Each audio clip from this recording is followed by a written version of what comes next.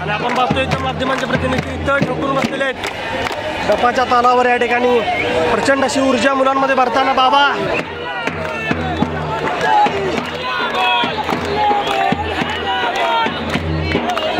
थोड्याच वेळात रस्ता वाहतुकीसाठी बंद करण्यात येणार आहे. गर्दी बघू शकतो आपण जाम.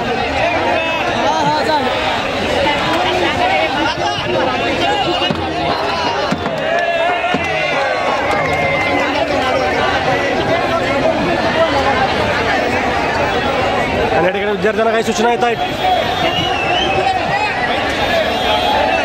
आपण बाजूला प्रचंड असा लोट हा जवळपास 500 मीटरपर्यंत पोहोचलेला आहे. रस्ता पूर्ण पॅक झालेला आहे.